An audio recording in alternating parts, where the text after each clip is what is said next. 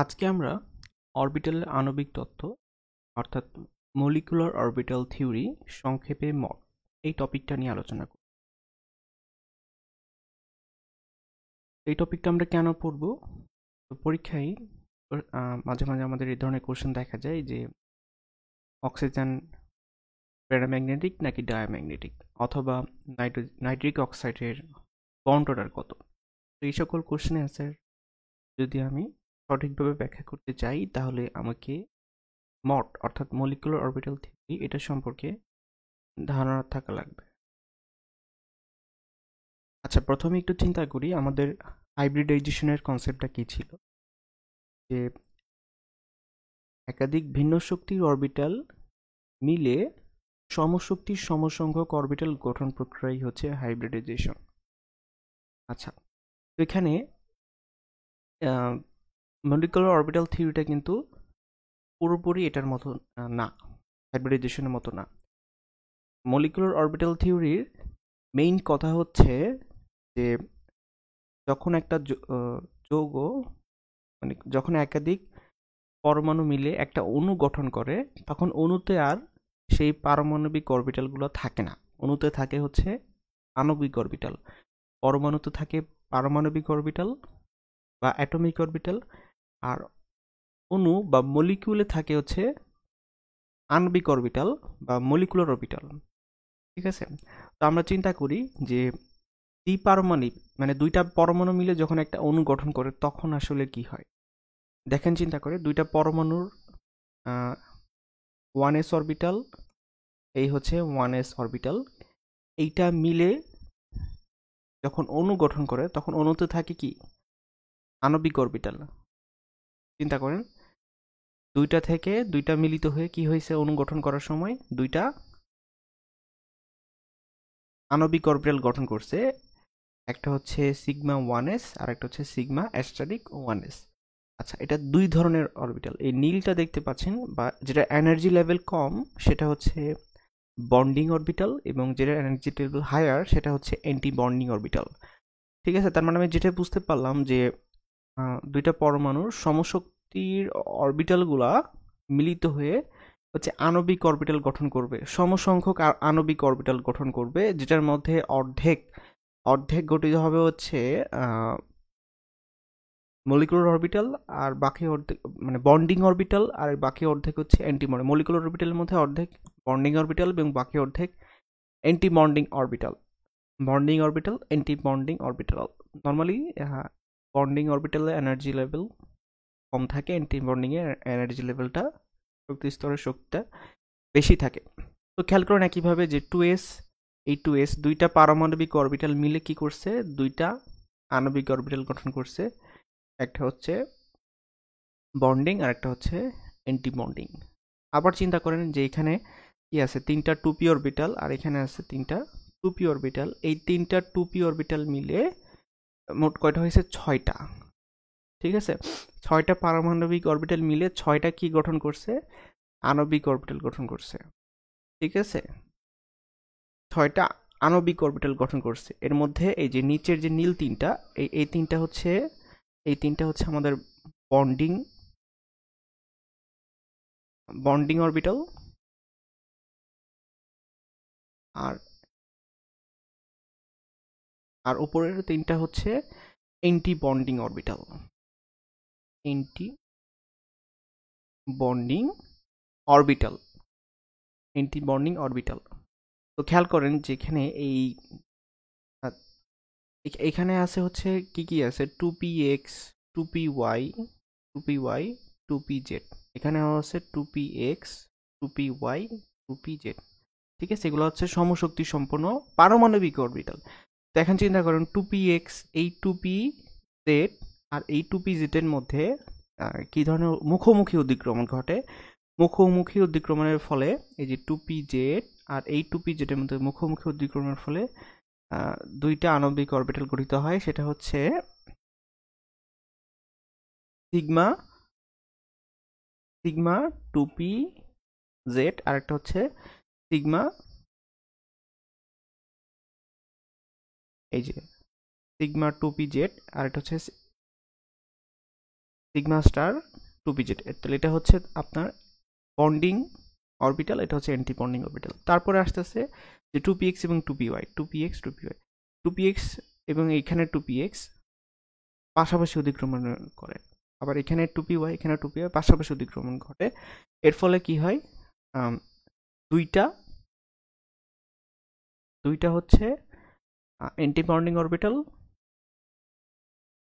পাই 2py পাই 2px, আর দুইটা হচ্ছে দুইটা বন্ডিং অরবিটাল পাই 2px পাই 2py, আর দুইটা হচ্ছে অ্যান্টি বন্ডিং অরবিটাল, সেটা হচ্ছে পাই 2py পাই 2px পাই স্টার 2px পাই স্টার 2py গঠিত হয়। ঠিক আছে, তাহলে আমি জিনিসটাকে এভাবে দেখাতে পারি, এটা আমাকে বারবার আঁকা লাগবে। এই হচ্ছে পরমাণুতে অবস্থিত তিনটা 2p অরবিটাল, এই হচ্ছে তিনটা 2p অরবিটাল, এই 6টা মিলে কি করে 6টা আণবিক অরবিটাল গঠন করে। এটা হচ্ছে অ্যাটমিক অরবিটাল, অ্যাটমিক অরবিটাল, এগুলো মিলে কি করে আণবিক অরবিটাল গঠন করে। 6টা আণবিক অরবিটাল, এর মধ্যে তিনটা হচ্ছে বন্ডিং আর তিনটা হচ্ছে অ্যান্টি বন্ডিং।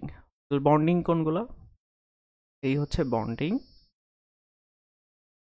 ঠিক আছে, এটা হচ্ছে বন্ডিং অরবিটাল। আর হায়ার এনার্জি লেভেলে থাকে অ্যান্টি বন্ডিং অরবিটাল,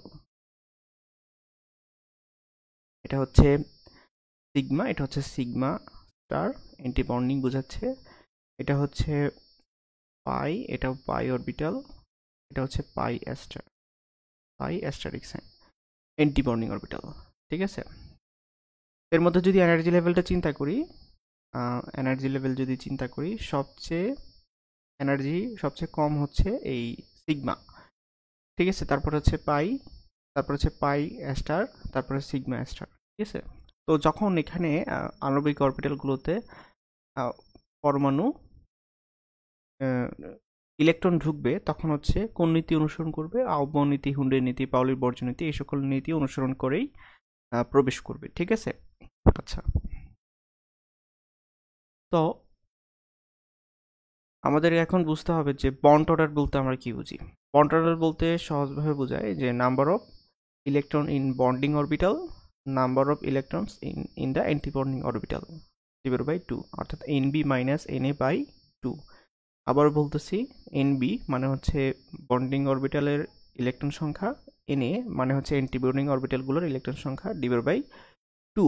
আচ্ছা, বন্ড অর্ডার আসলে কি নির্দেশ করে, পরমাণুতে কয়টা বন্ধন আছে এটা হচ্ছে আমরা বন্ড অর্ডার দ্বারা প্রেডিক্ট করতে পারি। এখন কথা হচ্ছে যে বন্ড অর্ডার যদি 0 হয় তাহলে কি হবে। বন্ড অর্ডার 0 রিপ্রেজেন্ট করতেছে আসলে ওই পরমাণুতে কোনো বন্ধন নাই, অণুগুলোর মধ্যে কোনো বন্ধন নাই, তার মানে হচ্ছে ওটা অণু গঠন সম্ভব না। ঠিক আছে,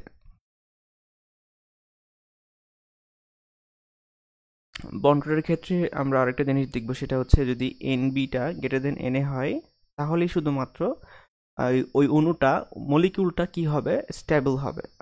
আর যদি তা না হয় তাহলে সেটা স্টেবল হবে না। আচ্ছা, তো নর্মালি এখানে আমি এনবি এবং এনএ ভ্যালু বসানোর সময় আসলে যেটা চিন্তা করি, আমরা হচ্ছে ভ্যালেন্স শেল বা যোজ্যতা স্তরের ইলেকট্রনগুলাই চিন্তা করি। ঠিক আছে, যোজ্যতা স্তরের ইলেকট্রনগুলাই চিন্তা করা হয়। আচ্ছা, বন্ড অর্ডার থেকে আমরা কি কি ইনফরমেশন পাই, আমরা হচ্ছে প্রথম হচ্ছে অণুটা স্টেবল কিনা, ঠিক আছে, সেটা ইনফরমেশন পাই। অণু বা আয়ন যদি এনবি গ্রেটার দেন এনএস হয়, অর্থাৎ number of electrons in bonding orbital যদি বেশি হয় তাহলেই স্টেবল হবে, আদারওয়াইজ স্টেবল হবে না। তারপর হচ্ছে বন্ড ডিসোসিয়েশন এনার্জি, মানে হচ্ছে বন্ধন বিভাজন শক্তি। ঠিক আছে, এটা বন্ড অর্ডারের উপর ডিপেন্ড করে। বন্ড অর্ডার যত বেশি হবে আমার বন্ধন বিভাজন শক্তিও কি হবে, তত বেশি হবে। তারপরে বন্ড লেথ, হ্যাঁ, bond length is inversely proportional to, bond order is inversely proportional to bond length, মানে বন্ধন দৈর্ঘ্য, যেটা বন্ধন দৈর্ঘ্য, বন্ড অর্ডার যত বেশি হবে বন্ধন দৈর্ঘ্য কি হবে, তত কম হবে, মানে ইনভার্সলি প্রপোর্শনাল, মানে ব্যস্তানুপাতিক আর কি। ঠিক আছে, তারপরে আমরা জানতে পারি ম্যাগনেটিক প্রপার্টি সম্পর্কে। ম্যাগনেটিক প্রপার্টি সম্পর্কে কিভাবে জানতে পারি, যদি বন্ডিং বা অ্যান্টিবন্ডিং অরবিটালে কোনো একটা অরবিটালে যদি হচ্ছে বিজোড় ইলেকট্রন থাকে, ঠিক আছে, অযুগ্ম ইলেকট্রন থাকে, তার মানে তখন সেই ইলেকট্রনটা জন্য ওই বিজোড় ইলেকট্রনের জন্য ওই পরমাণু বা আয়নটা প্যারাম্যাগনেটিক প্রপার্টি শো করে। এখন এখানে কথা হচ্ছে যে অযুগ্ম ইলেকট্রনের সংখ্যা যত বেশি হবে প্যারাম্যাগনেটিক প্রপার্টি কি হবে তত বেশি হবে, প্যারাম্যাগনেটিক প্রপার্টিও তত বেশি হবে।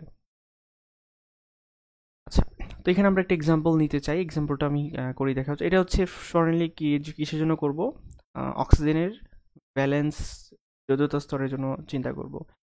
তো এখানে দেখতে পাচ্ছেন যে এখানে অক্সিজেনের এটা হচ্ছে atomic orbital of oxygen atom, atomic of oxygen অক্সিজেনের অণু, এটা হচ্ছে দুইটা অ্যাটমের সমন্বয়ে গঠিত, ঠিক আছে, দুইটা অ্যাটমের সমন্বয়ে গঠিত, ঠিক আছে। প্রথমে আমি বাম পাশে নিচ্ছি হচ্ছে এই অক্সিজেনের অ্যাটমিক অরবিটাল, আর ডান পাশে নিচ্ছি হচ্ছে এই অক্সিজেনের অ্যাটমিক অরবিটাল বা পারমাণবিক অরবিটাল, ঠিক আছে। তো এই দুইটা মিলে কি গঠন করছে, মলিকুলার অরবিটাল বা আণবিক অরবিটাল।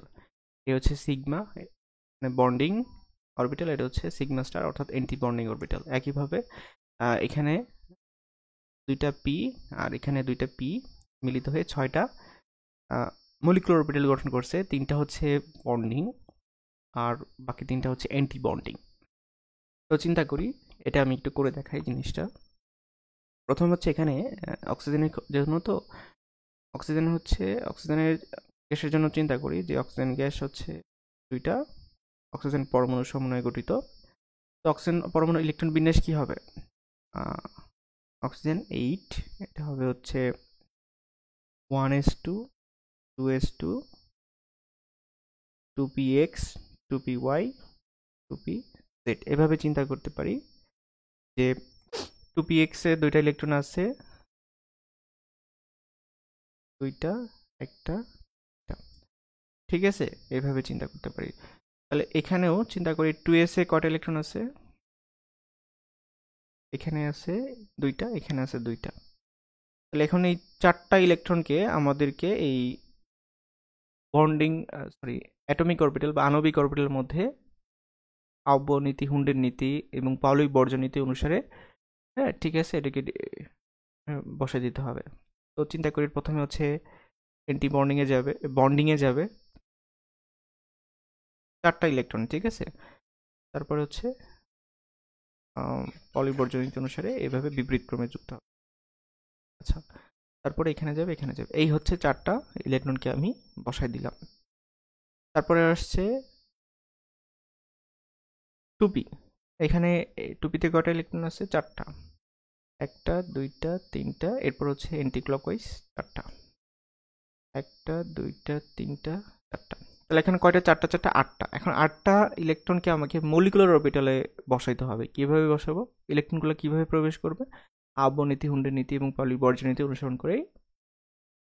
তাহলে 8টা ইলেকট্রনকে এখন হচ্ছে আমি এই 4টা শক্তির অরবিটালে, তাহলে সর্বপ্রথমে কোনটাতে প্রবেশ করবে, যেটা শক্তি হচ্ছে সবচেয়ে কম, হ্যাঁ। তাহলে এই একটা দুইটা, তারপরে হচ্ছে এই 3টা 4টা 5টা 6টা 7টা 8টা, এই হচ্ছে আমাদের অ্যান্সার, ঠিক আছে। তাহলে দেখতে পাচ্ছি যে আমি যদি এখানে অক্সিজেনের বন্ড অর্ডার হিসাব করি, তাহলে number of bonding orbital, electron in bonding orbital কত, এখানে আছে আপনার 6টা আর এখানে আছে 2টা, মিলে কত হয় 8টা, minus number of electron in anti bonding orbital কত, অবশ্যই ভ্যালেন্সিয়াল হিসাব করব, এই জন্য 1s চিন্তা করি নাই। এখানে 2s এ আছে 2টা আর এখানে আছে হচ্ছে 2টা, মিলে কত হলো 4টা, 2/2, তাহলে কত হয় 4/2, মানে হচ্ছে 2। এটা রিপ্রেজেন্ট করতেছে যে অক্সিজেনের পরমাণুর মধ্যে দুইটা দ্বিবন্ধন আছে, ঠিক আছে, ডাবল বন্ড রিপ্রেজেন্ট করতে, বন্ডটা 2 মানে হচ্ছে দুইটা বন্ধন। আচ্ছা, এখন চিন্তা করি যে অক্সিজেন গ্যাসটা হচ্ছে অক্সিজেন পর অণুটা যেটা আছে এটা হচ্ছে প্যারাম্যাগনেটিক নাকি ডায়াম্যাগনেটিক।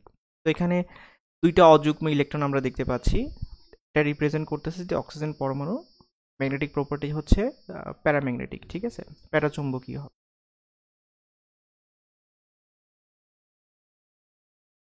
এই দুইটা অযুগ্ম অরবিটালের উপস্থিতির কারণে অক্সিজেন পরমাণুটা কি হবে, প্যারাম্যাগনেটিক হবে। আচ্ছা, এরপর আমি অক্সিজেন প্লাস চিন্তা করি, অক্সিজেন প্লাসটাকে আমি এভাবে রিপ্রেজেন্ট করতে পারি, একটা অক্সিজেন আর একটা হচ্ছে অক্সিজেন প্লাস, এই দুইটা মিলে হচ্ছে অক্সিজেন প্লাস গঠন করে। তো এখানে আমি চিন্তা করব যে এটা হচ্ছে অক্সিজেনের atomic orbital, atomic orbital of oxygen, atomic orbital of oxygen atom. আর এখানে চিন্তা করব atomic orbital of oxygen plus atom. তার মানে কি, এখান থেকে একটা ইলেকট্রন, স্তর থেকে একটা ইলেকট্রন চলে গেছে, ঠিক আছে? এই জন্য আমি একটা ইলেকট্রনকে এখান থেকে এটাকে মুছে দিব, ঠিক আছে? এখানে ইলেকট্রনটা এখানে নাই, এখান থেকে চলে গেছে, ঠিক আছে? তাহলে মানে এখানেও একটা ইলেকট্রন কমে যাবে, এখানেও একটা ইলেকট্রন কমে যাবে,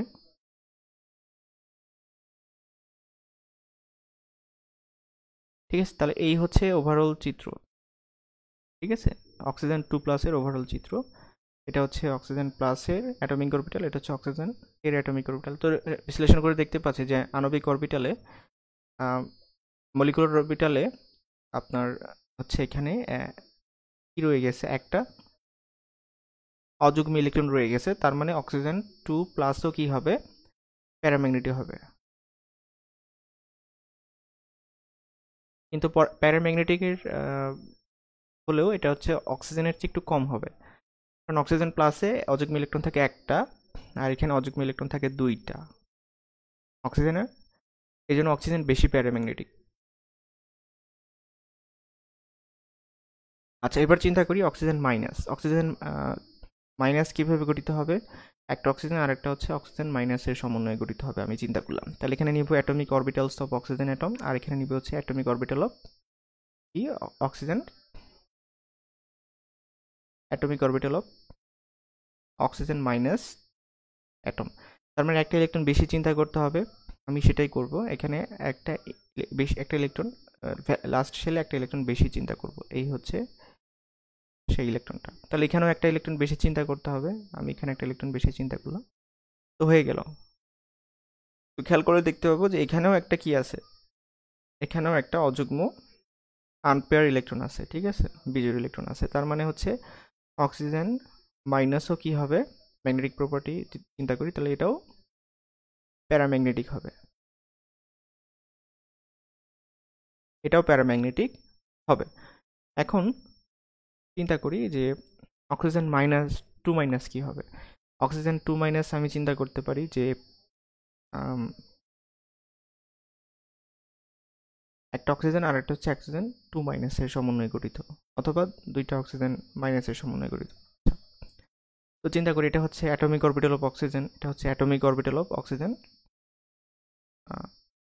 2- অ্যাটম। তাহলে দুইটা ইলেকট্রন এক্সট্রা যোগ করা লাগবে ভ্যালেন্সিয়ালে, আমি তাই করলাম। এই হচ্ছে দুইটা ইলেকট্রন যোগ করলাম। তাহলে এখানেও আণবিক অরবিটালে কি হবে, এখানে এক্সট্রা দুইটা ইলেকট্রন অপোজিট ক্রমে যুক্ত হবে। এখন তাহলে কি দেখতে পাচ্ছি, এখন দেখতে পাচ্ছি যে এখানে কোনো আনপেয়ার ইলেকট্রন নাই। যেহেতু আনপেয়ার ইলেকট্রন নাই, আমি বলবো যে অক্সিজেন 2- হচ্ছে ডায়াম্যাগনেটিক, চুম্বক ক্ষেত্র দ্বারা দুর্বলভাবে বিকশিত হয়।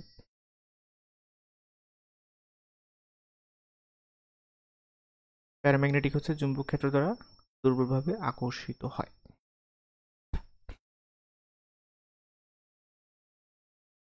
আমি যদি বন্ডটা চিন্তা করি, অক্সিজেন 2+, অক্সিজেন প্লাসের বন্ডটা হচ্ছে 2.5 এবং এটা প্যারাম্যাগনেটিক। অক্সিজেন মাইনাস হচ্ছে বন্ডটার হচ্ছে 1.5, এটা প্যারাম্যাগনেটিক। অক্সিজেন 2- হচ্ছে বন্ডটার হচ্ছে 1 হয় এবং এটা হচ্ছে ডায়াম্যাগনেটিক। আচ্ছা, এরপরে আমরা চিন্তা করব নাইট্রিক অক্সাইড।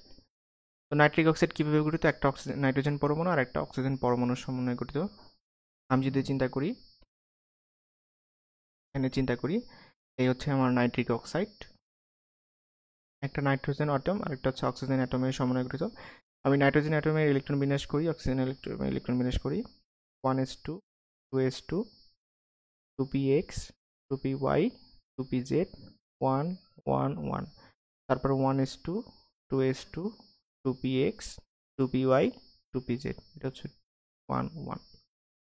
আচ্ছা, তো আমি শুধু ভ্যালেন্স শেল চিন্তা করব। তো এখানে এটা যদি চিন্তা করি, atomic orbital of nitrogen atom, আর এটা হচ্ছে atomic orbital of oxygen atom. তাহলে এখানে 2s হচ্ছে কয়টা ইলেকট্রন আছে, দুইটা করে। তাহলে এই চারটা ইলেকট্রন হচ্ছে পরমাণুতে পারমাণবিক অরবিটালে বিন্যস্ত হবে। এই হচ্ছে 1 2 3 4। আচ্ছা, এখন 2p অরবিটাল কথা নাইট্রোজেনের চিন্তা করি। নাইট্রোজেনের জন্য এখানে আছে কয়টা? 3টা ইলেকট্রন, 1টা 2টা 3টা, আর এখানে আছে 4টা। তাহলে 1টা 2টা 3টা, প্রথমে একই ক্রমে, তারপর হচ্ছে বিপরীত ক্রমে ইলেকট্রন প্রবেশ করবে। তাহলে এটা হচ্ছে অক্সিজেনের জন্য। তাহলে মোট কয়টা ইলেকট্রন আছে এখানে? 3টা, আর এখানে 4টা, 7টা। তাহলে 7টা ইলেকট্রনকে এখন হচ্ছে আণবিক অরবিটালে বিন্যস্ত করতে হবে। তাহলে আমি যদি আহ্বান নীতি, হুন্ডি নীতি এবং পালি বর্জন নীতি অনুসরণ করি, তাহলে হচ্ছে 1টা 2টা, তারপর হচ্ছে 3টা 4টা 5, সরি ভুল হয়েছে, 3টা 4টা 5টা 6টা, এই হচ্ছে 7টা। তাহলে যদি আমি এটার এখন বন্ড অর্ডার চিন্তা করি, এটা হচ্ছে number of electron in bonding orbital minus number of electron in bonding orbital by 2। তাহলে এখন চিন্তা করি যে এখানে আছে 2টা, এখানে আছে কয়টা? 6টা, মিলে কয়টা হলো? 8টা। 8টা হইল। আর এন্টি বন্ডিং অরবিটালে ইলেকট্রন সংখ্যা এখানে আছে 2টা, এখানে আছে 1টা, কয়টা হইল? 3টা বাই 2, তার মানে আসতেছে 5/2 মানে 2.5। তাহলে নাইট্রিক অক্সাইডের বন্ড অর্ডার কত আমরা দেখলাম? নাইট্রিক অক্সাইডের বন্ড অর্ডার হচ্ছে 2.5। এবং এটার ম্যাগনেটিক প্রপার্টি যদি চিন্তা করি, তাহলে একটা কি আনপেয়ার ইলেকট্রন আছে, তার মানে এটা হচ্ছে কি হবে? প্যারাম্যাগনেটিক হবে। প্যারাম্যাগনেটিক হবে।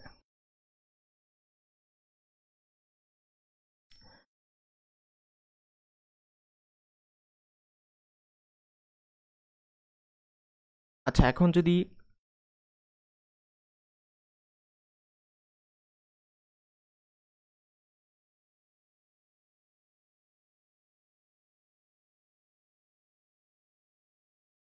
এখন যদি NO2 প্লাস চিন্তা করি, তাহলে এটা হচ্ছে নাইট্রোজেন আর একটা হচ্ছে অক্সিজেন প্লাসের সমন্বয়ে গঠিত হবে। তার মানে হচ্ছে এখানে একটা ইলেকট্রন কমে যাবে, এখান থেকে একটা ইলেকট্রন কমে যাবে। ঠিক আছে, তাহলে চিন্তা করি, তাহলে এখানে আমি একটা ইলেকট্রন কম চিন্তা করব। তাহলে ইলেকট্রনটা থাকবে না, এখান থেকেও একটা ইলেকট্রন কমে যাবে।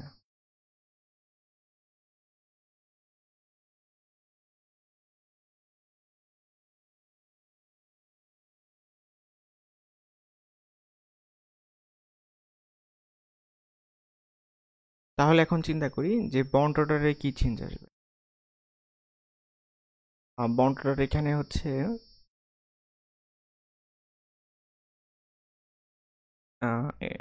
বন্ডিং অরবিটাল 8টাই আছে, বন্ডিং ইলেকট্রন 8টাই আছে, আর এন্টি বন্ডিং ইলেকট্রন হচ্ছে কয়টা? একটা কমে গেছে, তার মানে 2টা। তাহলে এখানে হচ্ছে 6, আসতেছে হচ্ছে, এটা আসতেছে হচ্ছে 3। ঠিক আছে, বন্ড অর্ডার আসতেছে হচ্ছে 3। তাহলে এখন এখানে কোনো, এটা তো, আচ্ছা এখানে কোনো হচ্ছে আমি অযুগ্ম ইলেকট্রন পাচ্ছি না, তাহলে এটা প্যারাম্যাগনেটিক থাকতেছে না। NO2 প্লাস কি হয়ে যাচ্ছে? ডায়াম্যাগনেটিক হয়ে যাচ্ছে। আচ্ছা, NO2 প্লাস এর বন্ড অর্ডার হচ্ছে 3 এবং ম্যাগনেটিক ক্যারেক্টারিস্টিক হচ্ছে ডায়াম্যাগনেটিক। NO2 মাইনাস এর বন্ড অর্ডার হচ্ছে 2 এবং ম্যাগনেটিক প্রপার্টিস হচ্ছে প্যারাম্যাগনেটিক। আচ্ছা, এখন চিন্তা করব ফ্লোরিনের ক্ষেত্রে চিন্তা করি। তো এই হচ্ছে ফ্লোরিন পরমাণু, হচ্ছে ফ্লোরিন অণু দুইটা ফ্লোরিন পরমাণু সমন্বয়ে গঠিত।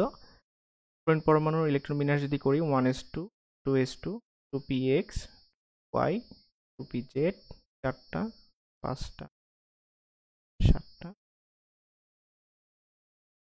এখানে 2টা করে হবে 8টা 9টা। তো 1s অরবিটালে কয়টা ইলেকট্রন আছে? 2টাই। এটা হচ্ছে অ্যাটমিক অরবিটাল অফ ফ্লোরিন, এটাও atomic orbital of fluorine atom.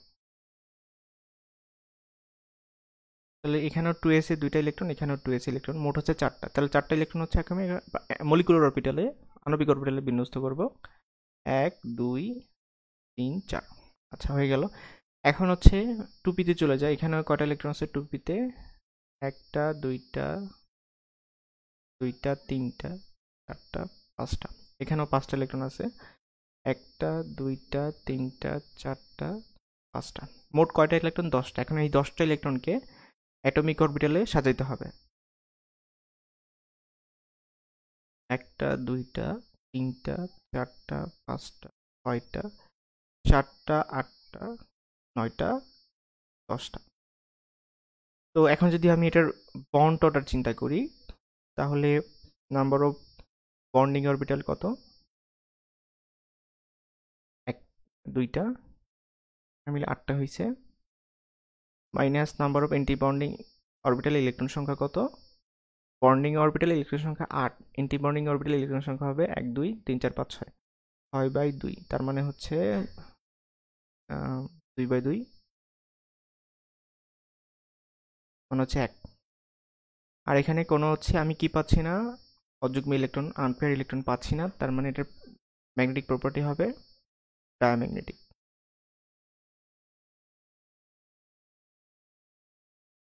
আচ্ছা, এখন হচ্ছে আলোচনা করব কার্বন মনোক্সাইড মলিকিউল নিয়ে।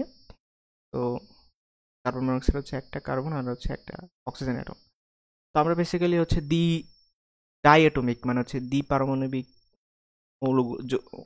অণুগুলো নিয়ে আলোচনা করতেছি। Carbon 6, oxygen 8, 1s2, 2s2, 2px, 2py, 2pz, 1 1, 1s2, 2s2, 2px, 2py, 2pz। এখানে হচ্ছে 2 1 1। আচ্ছা,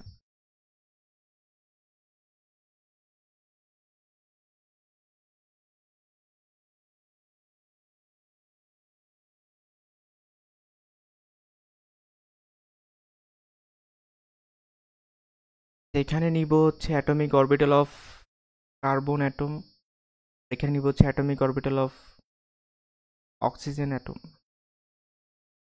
আচ্ছা, তো কার্বনের 2s এ 2টা ইলেকট্রন আছে, অক্সিজেনের 2s এ 2টা ইলেকট্রন আছে। এখন এই 4টা ইলেকট্রনকে কার্বন মনোক্সাইড, হ্যাঁ, molecular orbital of carbon monoxide, আণবিক অরবিটাল অফ কার্বন মনোক্সাইডের বিন্যস্ত করব।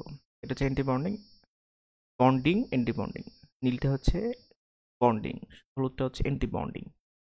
1 2 3 4 হয়ে গেল। এখন হচ্ছে টুপির দিকে তাকাই। টুপি হচ্ছে কার্বনের কয়টা আছে? টুপিতে 2টা, একটা 2টা। আর অক্সিজেন অ্যাটমে কয়টা আছে?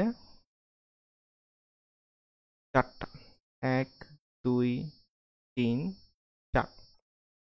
4 আর 2 কত হয়? 6টা। তাহলে এই 6টা ইলেকট্রনকে এখন হচ্ছে কার্বন মনোক্সাইডের আণবিক অরবিটালে বিন্যস্ত করব।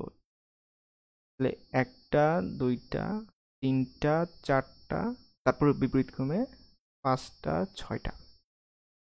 এখন যদি বন্ড অর্ডার চিন্তা করি, এখানে অ্যান্টি বন্ডিং অরবিটাল ইলেকট্রন সংখ্যা হচ্ছে 1 2 3 4 5 6 7 8, 8টা, minus anti bonding orbital electron সংখ্যা হচ্ছে 2টা, 3/2 মানে 6/2 মানে 3। এবং এখানে কোনো আমি কি পাচ্ছি না, এখানে কোনো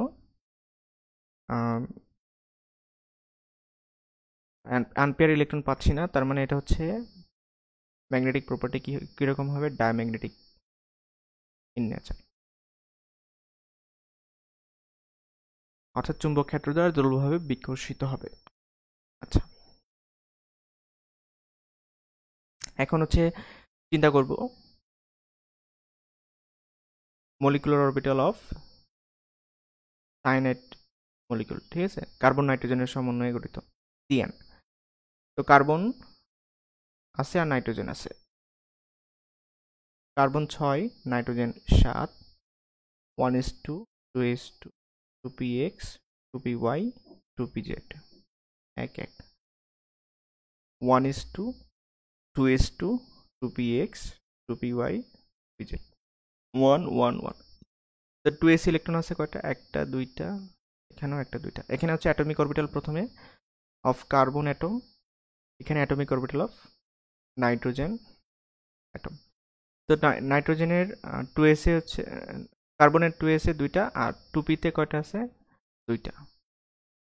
নাইট্রোজেনের কথা চিন্তা করি, 2s এ 2টা আর 2p-তে 3টা, একটা 2টা 3টা। তাহলে এখানে 2s আর এখানে 2s এর মূল্য হয় 4টা। এই 4টা এখন আণবিক অরবিটালে বিন্যস্ত করব। 1 2 3 4, এরপর হচ্ছে 2p-তে 2টা, এর 2p-তে 3টা, কয়টা হলো 5টা। এখন 5টাকে হচ্ছে আণবিক অরবিটালে বিন্যস্ত করব। 1 2 3 4 5, 5টা অ্যাকর্ডিং টু আউবাউ প্রিন্সিপাল, হুন্ডস প্রিন্সিপাল এবং পাউলির এক্সক্লুশন প্রিন্সিপাল, পাউলির বর্জনীতি অনুসারে। তো এখন বন্ড অর্ডার কত হবে এখানে? NB minus NA by 2। Electron কত আছে বন্ডিং অরবিটালগুলোতে? ইলেকট্রন কয়টা আছে? যদি যুদ্ধ স্তর চিন্তা করি, 2টা, আর এখানে আছে কয়টা? 2টা 3টা 4টা 5টা 6টা 7টা। 7টা minus anti bonding orbital electron কয়টা আছে? একটা 2টা বাই 2। তাহলে কত হচ্ছে এখানে?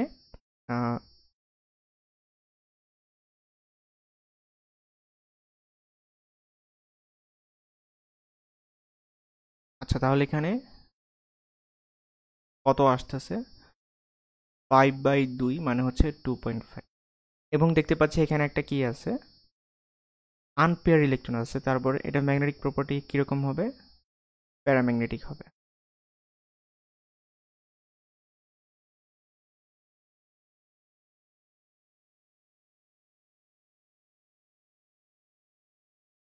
এভাবে আমরা যে কোনো দ্বিপারমাণবিক অণুর পারমাণবিক অরবিটাল থেকে আণবিক অরবিটাল গঠন করে আণবিক অরবিটালে ইলেকট্রন বিন্যস্ত করে ওই অণুটা হচ্ছে বন্ড অর্ডার কত, মানে কয়টা বন্ধন আছে এবং তার আনপেয়ার ইলেকট্রন আছে কি আছে কিনা এটার উপর বেস করে সেটা ডায়াম্যাগনেটিক হবে না প্যারাম্যাগনেটিক হবে সেটা নির্ণয় করতে পারবো।